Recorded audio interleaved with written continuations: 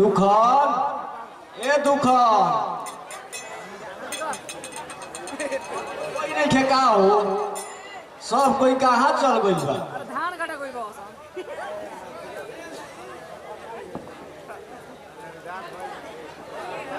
का हो मालिक इतना जोर जोर से रहुआ काहे के पुकारत बानी रहुआ इतना जोर जोर से पुकारे लागो मियाज खराब हो जाई रहुआ चुपचाप आराम करी। अरे आराम हम कैसे करी हमारा जोर से प्यास लागल बा प्यासे हमार मुंह सुखा गई बा एक गिलास पानी पिया दो ली पानी पी ली।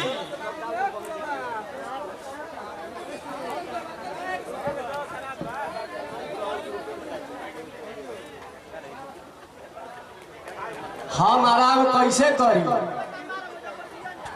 प्यास बहुत जोर से लागल बा बुझाता कि ये घर में सब कोई हमारा के जियम बैठे देखल जा तबे ना दवाई नहीं खसन करावत अब ना जियम हमारा महुआ तो भीरी आ गई ना मालिक रहुआ ऐसे मत कही रहुआ के जियावे खातिर अगर हमार करेजो काटे के पड़ी तो हम खुशी खुशी कटवा ले बाकी रहुआ के मारे ना दे।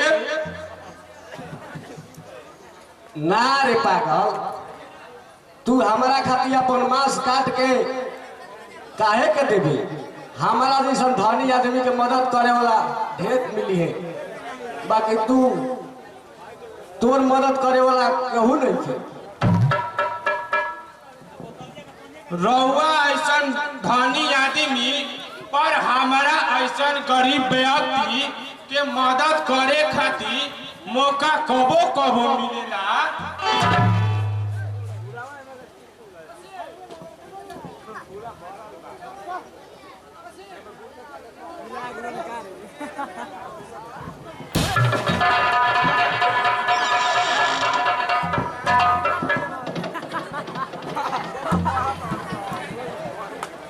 दुखान आज भोर में जब हमारा आँख खुलल तो गांव का उतर किना खूब जोर से वो सियारी फेंकत रहे जब भोर में जब गांव के उतर सियारी फेंकार ले तो समझ कि गांव में कोनो भारी मुसीबत आई। ई रहुआ कैसे कहतनी कि गांव में विपद पड़े खातिर सियारी फेंकरे लिसन आ का जानू अपना भाषा में कौनो जोर जोर से सोहर गावत होके तो सब कोई जीव जंतु पक्षी पक्षी के बोली भाषा समझ में ना आवेला तो केहू के भुलावा में आके वो बोली के अशुभ ना माने के चाहिए मालिक। अच्छा ये बतावा कि तू उदास काहे बारा मालिक हमार उदास होखे के कारण इहे बा कि जब रउआ ए दुनिया से चल जाई तो हमारा घर में एक जगह ना मिली जब रउआ ए घर से मर जाई तो हमू ए घर से निकल जाई जब हम ए घर से निकल जाई तो चंदन बबुआ के सेवा करे वाला कोई ना रह जाई। तो अब तू का कहल चाहता हो बोलो हमारा के आजे कचहरी में ले चलो तो हम तारा नामे 10 बीघा खेत लिख देता का जाने हमारा मर गया के बाद तोहरा के सुरेश बबुआ घर से निकालियो दी हम तो अपना परिवार के जिया खिया लेबो आ चंदनो बबुआ के सेवा कर लेबो। ना मालिक रउआ एगो नौकर पे इतना कृपा मत करी हम नमक खैले भाई तो ओकर शरीयत जरूर देव रउआ हमरा के खेतो ना देव तबो हम अपन देव बेच के चंदन बबुआ के सेवा करब बाकी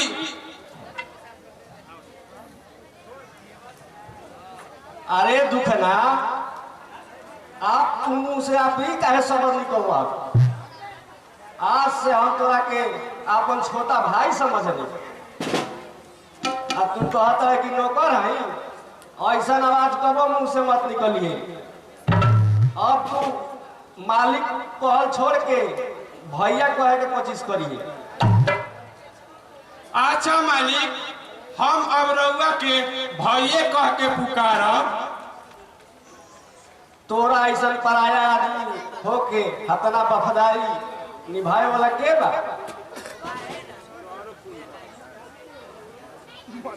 हमार सहोदरो भाई ऐसा ना करे। अच्छा ये बताओ चंदन बबुआ कहाँ वाला? अच्छा भैया, हम जात बानी, रउआ आराम करी।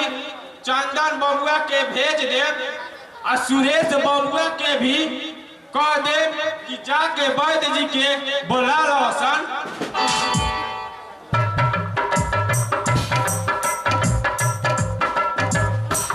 हे भगवान,